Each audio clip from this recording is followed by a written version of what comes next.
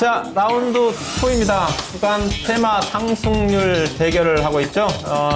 지난주부터 좀 대결을 좀 하고 있는데, 자, 이번 주 주간 대결, 테마 상승률 대결을 좀 보도록 하겠습니다. 월요일 날 이제 각 전문가라든 운영력들이 제출한 내용입니다. 우리 명준호 운영력이 좀 읽어주시죠. 네, 이번 주 마수열전 주간 테마 상승률 대결에 있어서는 월요일 팀 전정현 전문가님은 액면 분할 테마, 그리고 고광현 운용력님은 사물 인터넷 테마를 선정을 했고요. 화요일 팀 최창준 전문가님은 휴대폰용 무선 충전 관련주 테마, 그리고 박한샘 전문가님은 증권주 테마를 했고요. 수요일 팀에 저는 엔터테인먼트 테마, 박준현 운용력님은 건설 자재 테마, 그리고 목요일 팀에 이동근 전문가님은 건설주, 그리고 부자개미님은 스마트폰 부품주 관련 이렇게 테마 상승률 대결에 출품을 하셨네요. 예, 중복된 게 별로 없네요. 예, 그렇죠. 휴대폰 쪽과 최창준 전문가와 부자개미가 아마 그쪽이 이제 IT 쪽이고, 저랑 이동근 전문가가 이제 건설 자재 쪽에 관심 쪽으로 좀 올려놓은 것 같습니다. 자, 우리 명진호 운영력은 엔터테인먼트를 좀 올리셨네요. 예. 별로 엔터테인먼트 본래 관심 안 가지고 있는 것으로 알고 있는데. 1년에 한 두 번 정도 그렇습니까? 차트 나오고. 그 두 번의 기회가 한 번 온 겁니까? 그렇게 매력적인 기회로 보이진 않은데요. 어쨌든 테마주 상승률 대결, 테마주 상승률 대결이어도 뭐 건설 이런 거 해도 되는군요. 증권 해도 되고. 저는 테마라고 하니까 그래도 뭐 코스닥의 테마만 해야 되는 줄 알고, 그 중에 고르다 보니 지금은 뭐 BT 쪽도 지금 뭐 별로 이번 주 그렇게 흐름이 좋을 것 같지는 않고, 예, 뭐 IT 쪽도 그럴 것 같고, 그래갖고 지금 엔터테인먼트로 지금 했는데요. 엔터테인먼트가 상승한다 하면 상승의 이유에 대해서는 계속 뭐 같은 관점입니다. 오히려 제가 한 3주 전 정도, 3주 전에는 BT 얘기를 좀 많이 드렸죠. 대표적으로 뭐 셀트리온이나 이 프로그램에서 차바이오텍 얘기를 좀 많이 드리고, BT 얘기를 드릴 때도 BT가 가야 되는 이유에 있어서 코스닥 시장 논리였죠. 코스닥 시장에 있어서 IT 부품주와 게임주가 상당히 주도를 해왔고, 그래도 12월 1월 장세를 끌어왔는데 코스닥 지수가 600선을 유지할 걸로 보이는데, 600선을 상승하기 위해서는 이제 그쪽이 종목들이 때가 너무 쌓였으니까 이제 시가총액이 어느 정도 되는 새로운 섹터가 이제 떠야 되는데, 그 시점에 자리 잡고 있는 친구들이 바이오테크, BT 쪽이 주로 자리를 잡고 있다 보니까 BT를 한 3주 전, 2주 전에 계속 또 여러분들께 말씀을 드렸습니다. 근데 지금은 또 이제 BT 쪽도 때가 많이 쌓였죠. 때가 많이 쌓였어요. 그럼 결국 코스닥 지수가 또 600선 이상을 계속 유지하기 위해서는 또 상대적으로 지금 새로 들 수 있을 만한 그런 시가총액 비중되는 섹터 중에서 또 나와야 되는데, 지금 쭉 봤을 때는 좀 들만한 종목이 엔터테인먼트 이런 쪽들이 차트가 좀 편안함을 미치더라고요. 그래가지고 엔터테인먼트 쪽이 지금 됐고요. 역시 지금 보면 코스닥 시장 효과에 대해서, 코스닥 시장 효과 어느 정도 600선 이상을 유지해주기 위해서는 또 순환이 새로운 섹터에서 나와야 되는데 엔터테인이 나타날 가능성이 좀 있어 보이지 않느냐, 그렇게 보이고요. 실적 모멘텀은 여전히 좀 미흡하죠. 실적 모멘텀은 미흡하고, 이런 면들로 봤을 때는 이쪽에 순환 상승이 나타나더라도 큰 추세에 대한 상승보다는 좀 단기 트레이딩의 영역이 아닐까, 그렇게 지금 보여지고요. 이쪽 관련해서 지금 이 수익률 계산 종목 5개는 뭐 관련 섹터가 그렇게 많지도 않습니다. 많지도 않기 때문에 그 대표주라고 볼 수 있는 뭐 SM, 그리고 SM CNC, 그리고 YG 엔터테인먼트, CJ ENM, 제이콘 텐트리 이렇게까지를 이번 주 수익률 대결 5종목으로 그렇게 선정을 드렸고요. 그 중에서 탑픽은 YG 엔터로 선정을 했습니다. 예, 저는 뭐 건설 자재 쪽을 좀 잡아봤는데요. 건설 자재 쪽은 지속적으로 제가 한 작년 이맘때부터 관심을 가지고 있는 섹터이기도 합니다.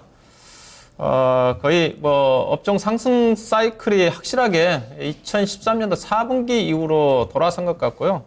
아마 가장 업황이 그나마 경기가 안 좋은 상태에서 괜찮은 쪽이 건설 자재 섹터입니다. 이제 건설 업종 같은 경우는 조금 전에 얘기했다시피 이제 1월 달부터 여러 가지 지표들이 이제 회복되는 조짐을 보이고 있는 것 같은데요. 뭐 건설자재 섹터는 제가 아마 작년도부터 해서 가장 방송이라든가 이 시간을 통해서도 많이 언급해 있는 그런 뭐 종목들이라 좀 봐야 될 것 같은데, 업종 지수가, 건자재 업종 지수가 대표적으로 이제 비금속 광물 섹터 자체가 업종 지수가 1년 동안 100% 떴습니다. 업종 지수가 800에서 현재 지금 1600이 넘어섰으니까 거의 뭐 업종 지수가 100%였다는 자체는 종합지수가 지수가 2000포인트에서 4000포인트 간 거랑 마찬가지거든요. 그만큼 건자재 섹터들이 지금 여전히 강한 상승 추세를 형성을 하고 있다고 좀 봐야 될 것 같고요.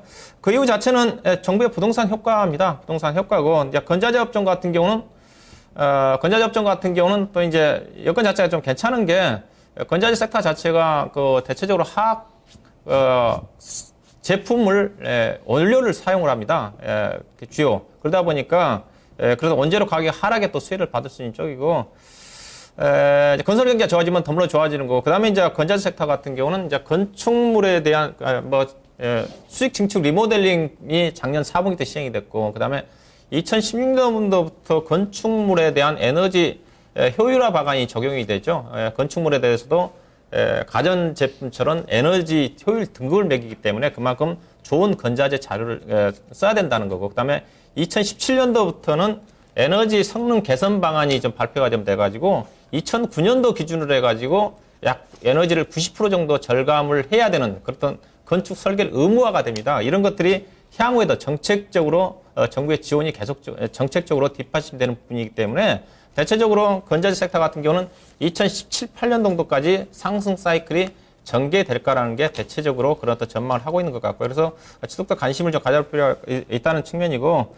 여전히 관련 종목들이 지금 돌아가면서 강세를 좀 보이고 있는 것 같습니다. 오늘 또 쉬었던 시멘트 관련 종목들이 강하게 움직임이 전개되고 있는데, 제가 수익률 관련해서 종목은 5종목을 좀 최근에 움직임이 덜했던 종목들 중심으로 해서 싸보인 올해 이제 작년에 이제 크게 시세가 났던 종목보다는 올해도 주목을 해보는 종목으로 5종목을 뽑아봤는데, 삼목에스폰, 유진기업, 동아기업, 선창산업, 그 다음에 페인트 쪽에 조항 페인트를 좀 잡아봤고요. 그 중에서 탑픽 종목으로서는 삼목에스폼하고 유진기업을 골라봤습니다. 삼목에스폼은 이 시간을 통해 유진기업하고 이 시간을 통해서도 뭐 수익률 대결에서 제가 편입을 했던 종목이긴 한데, 요즘 이제 강한 어떤 상승 움직임을 보이고 있는 것 같습니다.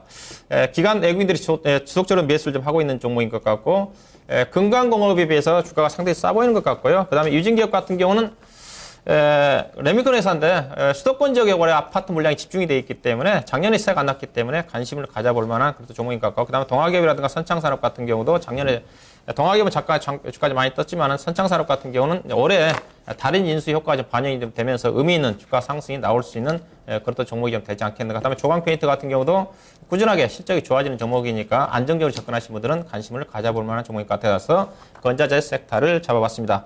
자, 이렇게 좀 말씀 좀 드리고요. 시간 관계상 이렇게 하고, 자, 미국 시장을 좀 보고 좀 마무리 짓도록 하겠습니다.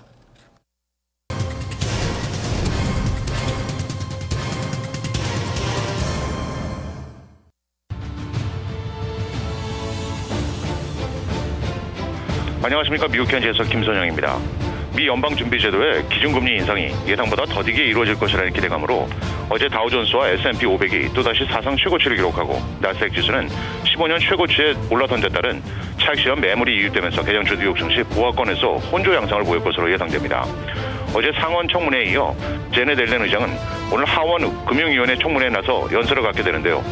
어제 이미 옐렌 의장은 연내 기준금리 인상 방침을 재확인하면서도 경기 판단에 따른 융통성 있는 입장을 취할 것임을 시사했는데요. 기준금리 인상에 인내심을 가질 수 있다는 선제적 안내 문구를 삭제하거나 수정하더라도 단지 이 같은 문구 조성만으로 2월 금리 인상이 확정되는 것은 아니라고 재초 강조한 바 있습니다. 한편 잠시 후 발표될 상무부의 1월 신규주택 판매 결과에 오늘 증시의 향방이 결정될 것으로 보이는데요. 전문가들은 1월 중 판매량이 47만 채를 기록해 전달의 48만 1000채보다 소폭 하회할 것으로 예상을 하고 있습니다. 주요 종목들을 보면 미국 2위의 소매업체 타겟은 지난 분기 예상을 4센트 상회한 주당 1달러 50센트의 순이익과 217억 5천만 달러의 매출을 기록했다는 소식에 현재 1.8% 상승세 보이고 있는 반면 세계 2위의 PC 업체 휴렛패커드는 달러 강세를 이유로 올 1사분기 주당 순수익이 73센트로 전년 동기 대비 4% 줄어들면서 올해 전체 매출 전망도 하향 제시하며 현재 9% 급락세입니다. 호텔 체인인 스타우드 호텔스는 택시 앱인 우버와 파트너십 계약을 체결했다는 소식에 개장 전 1%의 상승세입니다. 미국 텍사스주 연방지법원에서 애플이 5억 3,290만 달러의 손해배상금을 지불해야 한다는 배심원 판결이 나왔습니다. 텍사스주 타일러 지방 연방법원 배심원은 어제 오후 애플의 아이튠즈가 지난 2000년대 초 타일러에서 설립된 스마트 플래시사가 보유하고 있는 특허권을 침해한 것이 인정된다며 이 같은 판결을 내렸는데요. 배심원들은 애플이 스마트 플래시가 보유한 3가지 특허를 허락 없이 고의로 사용한 점은 인정했지만 손해배상액은 스마트 플래시가 청구한 금액보다 적게 산정한 바 있습니다.